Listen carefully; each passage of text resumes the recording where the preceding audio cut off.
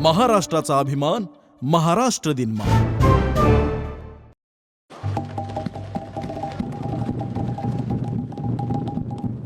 अध्यक्ष महोदय जी, आपने आज मुझे इस चर्चा में भाग लेने का मौका दिया, इसके लिए मैं आपको धन्यवाद देती हूं। आज जिस विषय पे हम चर्चा कर रहे हैं वह केवल एक विषय नहीं है, भारत की आत्मा का एक हिस्सा है। हमारा राष्ट्रगीत उस भावना का प्रतीक है जिसने सोए हुए, गुलामी में सोए हुए भारत के लोगों को जगाया, जिसने उन्हें हिम्मत दी कि ब्रिटिश साम्राज्य के सामने खड़े होकर वह सत्य और अहिंसा के नैतिक हथियारों के साथ सामना कर पाए। आज ये चर्चा एक भावना के ऊपर है।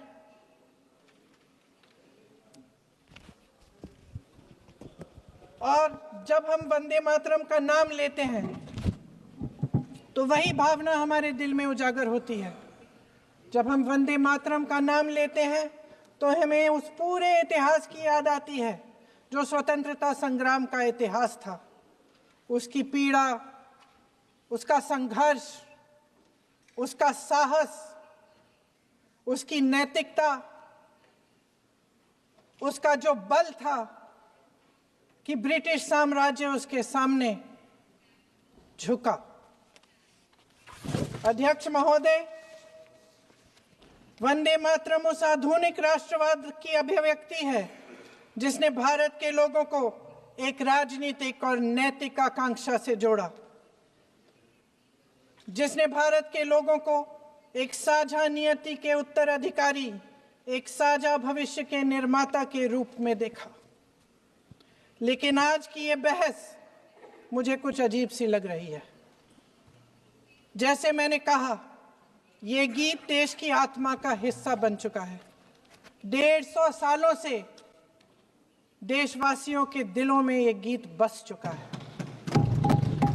75 सालों से हमारा देश आजाद है, तो फिर आज इस बहस की क्या आवश्यकता है?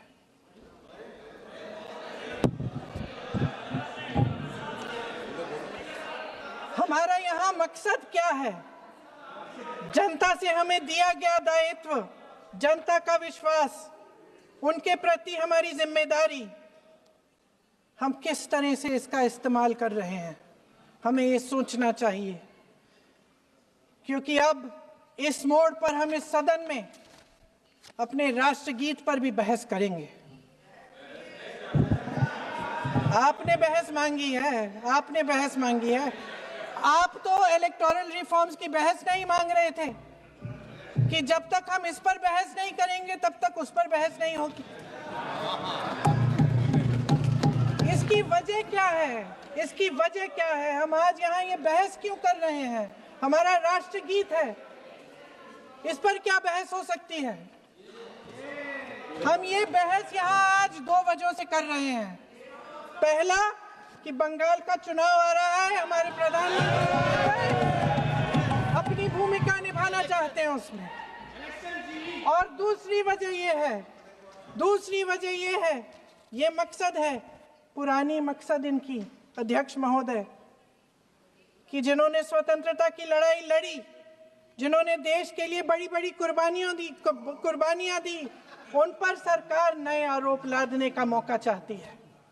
देश का ध्यान फिर से जनता के ज्वलंत मुद्दों से भटकाना चाहती है। यही एक मकसद है आपका। आपका मकसद है कि हम फिर से उसी अतीत में मंडराते रहें, उसी की तरफ हम देखते रहें जो हो चुका है, जो बीत चुका है। क्योंकि ये सरकार वर्तमान और भविष्य की ओर देखना ही नहीं चाहती, वे इस काबिल ही नहीं रही। सच्चाई ये है अध्यक्ष महोदय कि आज मोदी जी वह प्रधानमंत्री नहीं रहे जो एक समय में थे। सच ये है कि ये दिखने लगा है, उनका आत्मविश्वास घटने लगा है, उनकी नीतियां देश को कमजोर कर रही हैं। और मेरे सत्ता पक्ष के साथी चुप इसलिए हैं क्योंकि अंदर अंदर से वे भी इस बात से सहमत हैं। आज देश के लोग खुश नहीं हैं अध्यक्ष महोदय, परेशान हैं, तमाम समस्याओं से घिरे हुए हैं, तमाम समस्याओं से घिरे हुए हैं, और उन समस्याओं का हल आप निकाल नहीं रहे हैं। हाँ ठीक है, उसका भी बोल लेंगे, समय आएगा तो उसका भी बोल लेंगे, बल्कि कल समय आ रहा है, चुनाव पे चर्चा होगी, उस पे भी बोलेंगे। अध्यक्ष महोदय, इनके भी अपने लोग दबी जबान में कहने लगे हैं कि सारी सत्ता को केंद्रित करने से देश का नुकसान हो रहा है। इस बीच अगर हम अतीत की बातें नहीं करेंगे तो कौन सी बातें करेंगे? ये किसी और बात के काबिल ही नहीं है, सिर्फ ध्यान भटकाना है जनता का। इसलिए आज हम वंदे मातरम पर चर्चा कर रहे हैं। वंदे मातरम देश के कण कण में जीवित है, इस पर बहस नहीं हो सकती। लेकिन चलिए, आपने बहस मांगी, आप बहस करना चाहते हैं, बहस करते हैं। आज इस चर्चा को प्रधानमंत्री जी ने शुरू किया, उन्होंने भाषण दिया, और इसको कहने में कोई झिझक नहीं है कि भाषण अच्छा देते हैं, थोड़ा सा लंबा, लेकिन भाषण अच्छा देते हैं। सिर्फ एक कमजोरी है, अगर आप इजाजत दें तो मैं बोलूं, एक कमजोरी है। हाँ, उसी पे बोल रहे हैं, वंदे मातरम पे बोलो आप। अब सर मैंने तारीफ कर ली, आज थोड़ा आज विषय वंदे मातरम का है, तो हम वंदे मातरम पर ही रखें, ठीक रहेगा। सर ये वंदे मातरम पे ही है। सर आपने प्रधानमंत्री जी को सुना था, अब तो शुरू नहीं हुए। सर भाषण बहुत अच्छा देते हैं, लेकिन तथ्यों के मामले में कमजोर पड़ जाए। इसमें भी एक कला होती है कि तथ्यों को किस तरह से जनता के सामने रखा जाए। मैं तो नहीं हूं, जनता की प्रतिनिधि हूं, कलाकार तो नहीं हूं। इसीलिए मैं भी सदन के सामने कुछ तथ्य रखना चाहती हूं, लेकिन सिर्फ तथ्य के रूप में रखना चाहती हूं।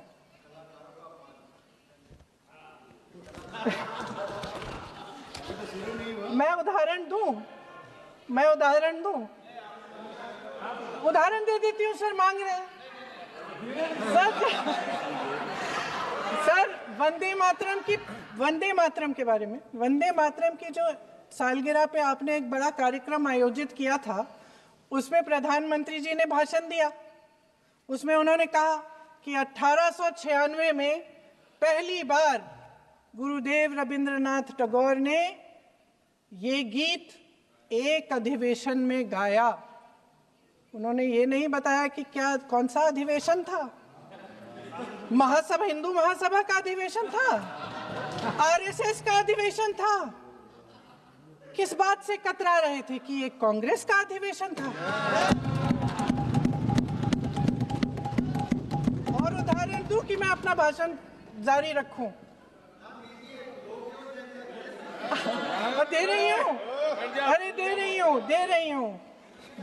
जो वंदे मातरम की जो क्रोनोलॉजी है वो भी आप समझिए, जो असली क्रोनोलॉजी है। 1875 में महाकवि बंकिम चंद्र चट्टोपाध्याय ने इस गीत के पहले दो अंतरे लिखे, जो आज हमारे राष्ट्रगीत घोषित हुए हैं, मतलब जो घोषित हुए थे और जिसको हम आज अपना राष्ट्रगीत कहलाते हैं। ये पहले दो अंतरे लिखे 1882 में। 7 साल बाद उनका एक उपन्यास प्रकाशित हुआ, आनंद मठ। उस उपन्यास में यही कविता उन्होंने प्रकाशित की, लेकिन इसमें 4 अंतरे जोड़ दिए। 1896 में कांग्रेस के अधिवेशन में गुरुदेव रविंद्रनाथ टैगोर ने पहली बार ये गीत गाया। 1905 में बंगाल के विभाजन के खिलाफ आंदोलन के समय वंदे मातरम जनता की एकता की गुहार बनकर गली गली से उठा। गुरुदेव रविंद्रनाथ टैगोर जैसे महान स्वतंत्रता सेनानी इस गीत को खुद गाते हुए बंगाल की सड़कों पर उतरे।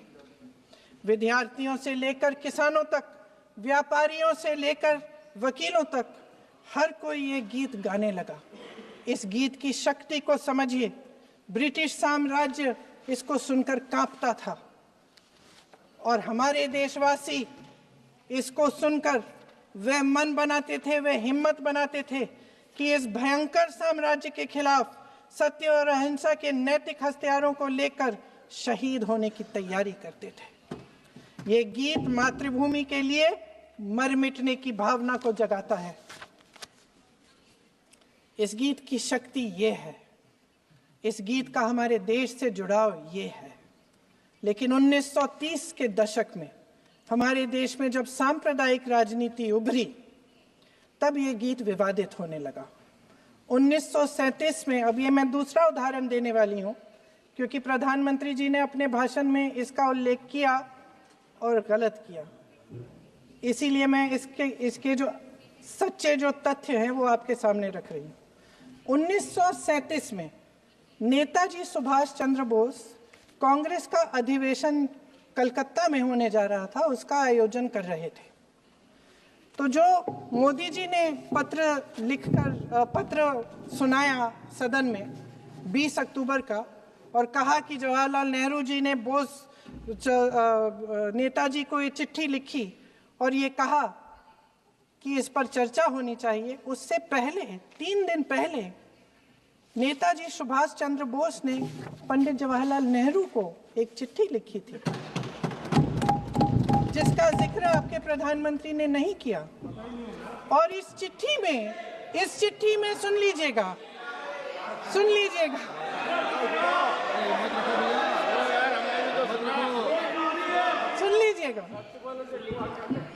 आप नेताजी के लफ्ज नहीं सुनना चाहते? बंगाल का चुनाव आ रहा है।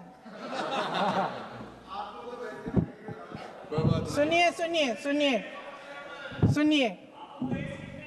हाँ, कोई बात नहीं, हम तो देश के लिए हैं, हम देश के लिए हैं।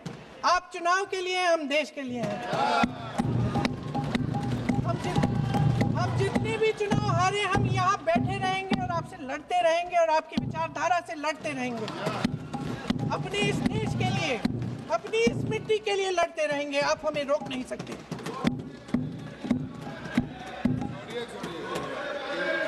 सुन लीजिए सुभाष चंद्र बोस जी ने क्या कहा, सुन लीजिए। My dear Jawahar, reference Vande Mataram, we shall have a talk in Calcutta and also discuss the question in the working committee if you bring it up there.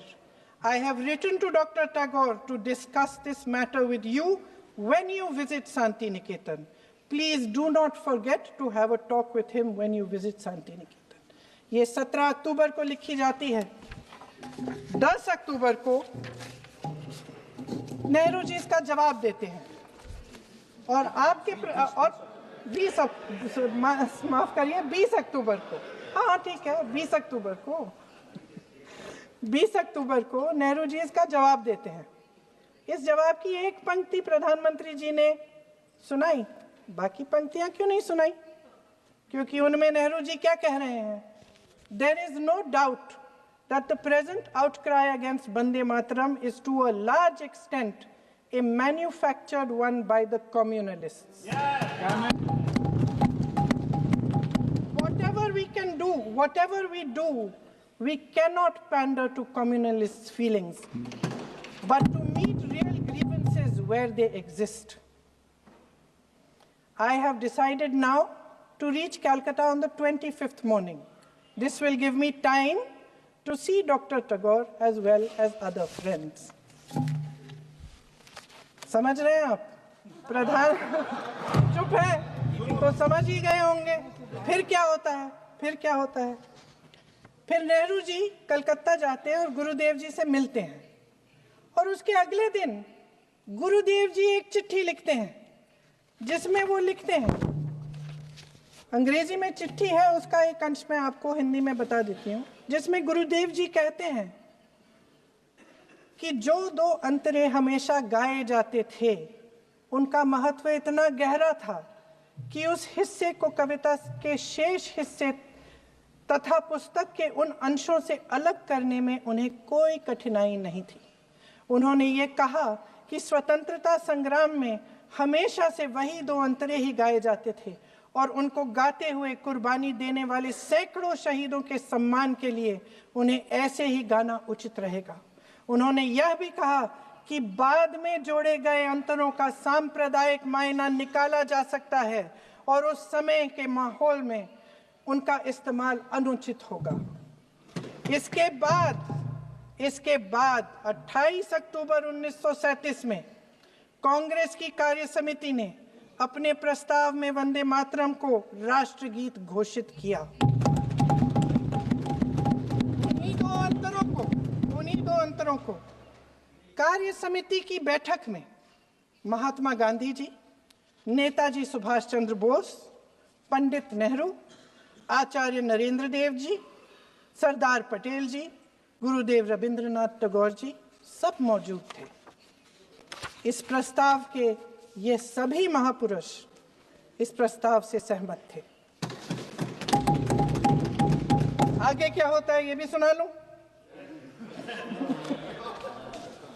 Bharat की आजादी के बाद जब इसी गीत के इन्हीं दो अंतरों को 1950 में डॉक्टर राजेंद्र प्रसाद जी ने संविधान समिति में भारत का राष्ट्रगीत घोषित किया, तब लगभग यही महापुरुष मौजूद थे। इनके साथ साथ B.R. अम्बेडकर जी भी सभा में थे और इनके साथ साथ मेरे सत्ता पक्ष के साथियों के नेता श्री श्यामा प्रसाद मुखर्जी भी मौजूद थे।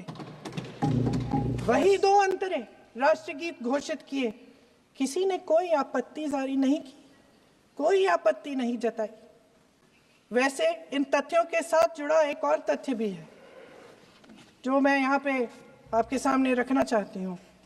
आज हम अपने राष्ट्रगीत पर बहस कर रहे हैं, लेकिन हमारा राष्ट्रगान भी एक कविता का एक अंश ही है, एक लंबी कविता का एक अंश है। और इन दोनों राष्ट्रगीत और राष्ट्रगान के अंश को चुनने में सबसे बड़ी भूमिका गुरुदेव रविंद्रनाथ टैगोर की थी। वंदे मातरम के स्वरूप पर सवाल उठाना, जिसे संविधान सभा ने स्वीकार किया, न सिर्फ उन महापुरुषों का अपमान करना है जिन्होंने अपने महान विवेक से ये निर्णय लिया, मगर एक संविधान विरोधी मंशा को भी उजागर करता है।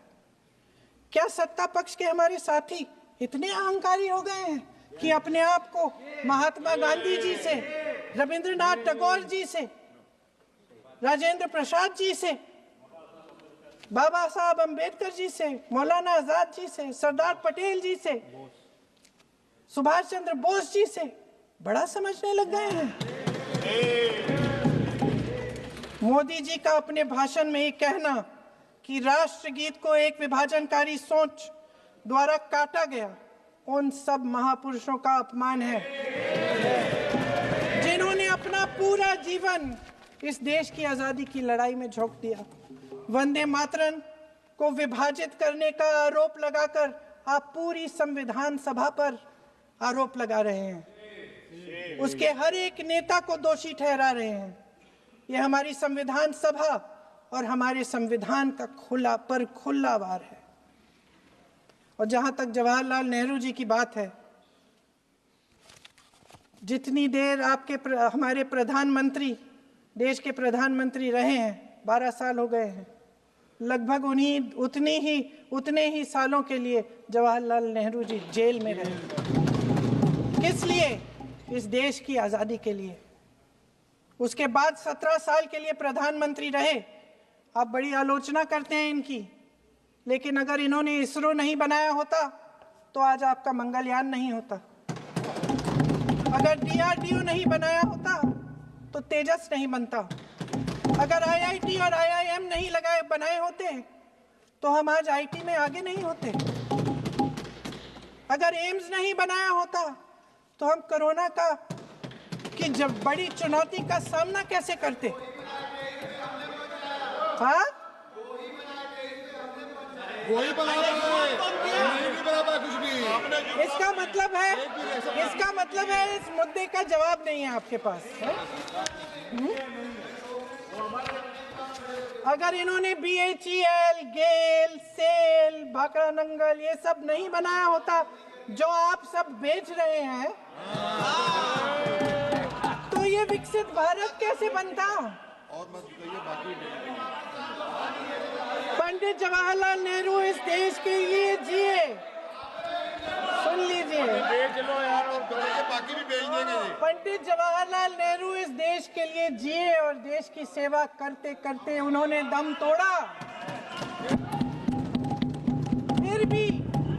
फिर भी सुन लीजिए, मेरी एक सलाह ले लीजिए,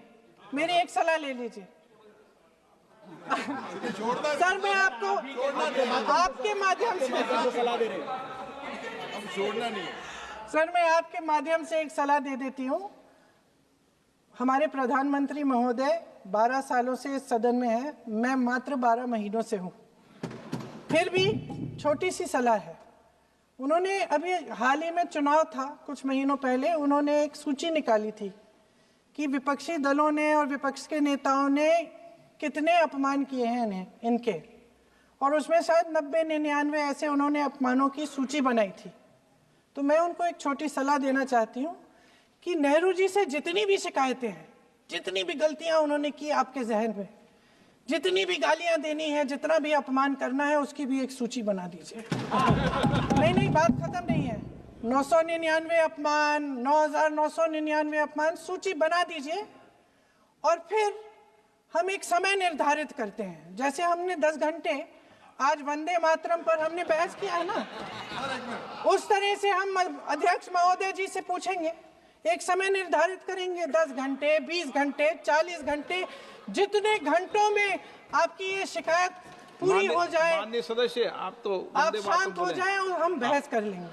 लेकिन इस सदन का कीमती समय, जिसके लिए हमें यहाँ पे जनता ने भेजा है, जैसे हमें जनता की समस्याओं को हल करने के लिए चर्चा करनी चाहिए, इस्तेमाल करना चाहिए, उसको एसी के लिए इस्तेमाल करिए। उसके बाद जैसे अंग्रेजी में कहते हैं ना, जैसे अंग्रेजी में कहते हैं कि once and for all let's close the chapter, close कर लीजिए। देश सुन लेगा क्या क्या शिकायतें हैं, किसने क्या किया, इंदिरा जी ने क्या किया, राजीव जी ने क्या किया, परिवारवाद क्या होता है, नेहरू जी ने कौन सी गलतियां की, सुना लीजिए, फिर खत्म। उसके बाद बेरोजगारी, महंगाई, महिलाओं की समस्याएं, जो पीएमओ में हो रहा है उसकी बातें, उसकी चर्चा, जो बैटिंग ऐप के बारे में हो रहा है पीएमओ के अंदर, आप सदस्य प्लीज, जो एप्स्टीन फाइलों में आपके मंत्री महोदय के नाम निकल आए हैं, उसकी चर्चा करेंगे। आप वंदे मातरम में बोले, आप इधर उधर डाइवर्ट मत हो।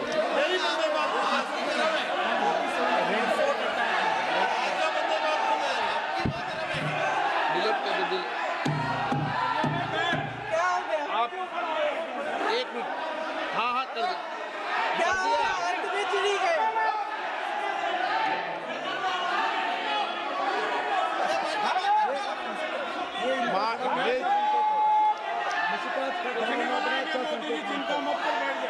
बहुत बढ़िया। माननीय सदस्य 1 मिनट, माननीय सदस्य आगे बढ़ो आप महोदय, आगे वंदे बढ़ो। मातरम पर सार्थक चर्चा करें। ठीक सर, इधर उधर सर, डाइवर्ट बात यही मत हो। थी सर, संक्षिप्त में बात यही थी कोई डाइवर्ट नहीं कि होना हम चाहिए अतीत अपन में को। बातें करते रहते हैं। माननीय सदस्य नहीं, आप बिना तथ्यों के कोई बात नहीं करें। आप वंदे मातरम पे बोले उचित रहेगा।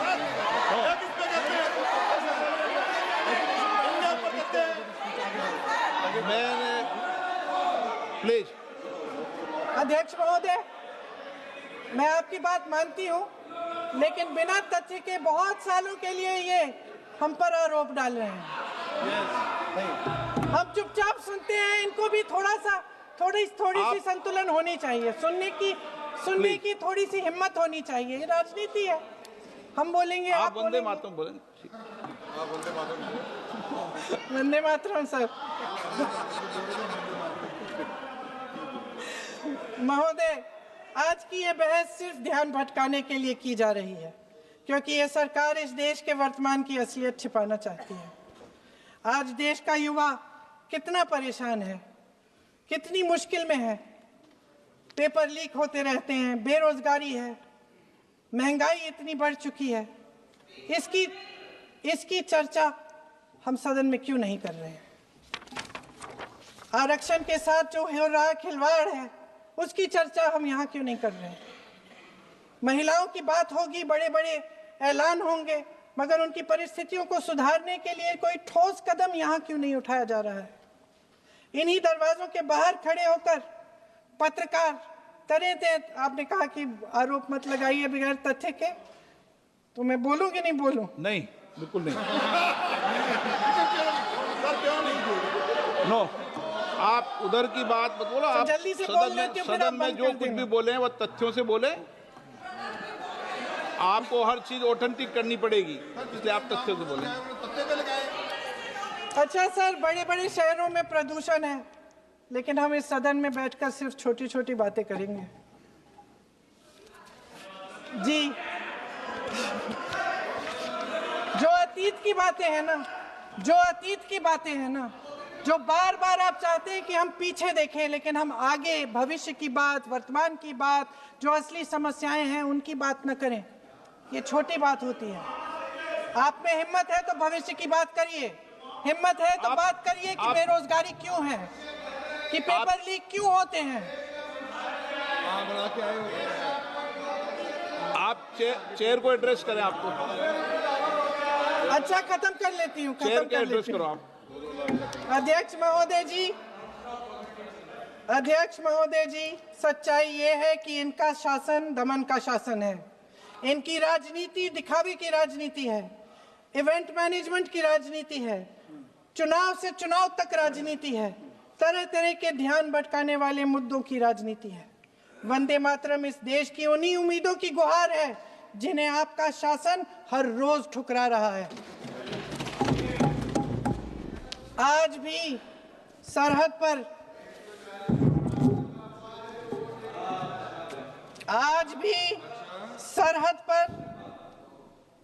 पर जवान जब दुश्मन का सामना करता है तो उसकी छाती में वंदे मातरम गूंजता है। आज भी जब हमारा खिलाड़ी अंतर्राष्ट्रीय खेलों में जाता है तो उसके दिल की धड़कन में वंदे मातरम होता है। आज भी इस देश के करोड़ों देशवासी जब अपने राष्ट्र ध्वज को फहराते हुए देखते हैं तो उनकी जबान पर वंदे मातरम, वंदे मातरम, वंदे मातरम आता है। कांग्रेस के हर एक अधिवेशन में 1905 से लेकर आज तक सामूहिक तौर पर वंदे मातरम गाया जाता है। आपके अधिवेशनों में गाया जाता है कि नहीं, ये बताइए। अपने देश की आत्मा के इस महामंत्र को विवादित करके आप एक बहुत बड़ा पाप कर रहे हैं। इस पाप में कांग्रेस पार्टी शामिल नहीं होगी। ये राष्ट्रगीत वंदे मातरम हमेशा से हमें प्यारा है, हमेशा से हमारे लिए पवित्र रहा है और हमेशा के लिए हमारे लिए पवित्र रहेगा। धन्यवाद।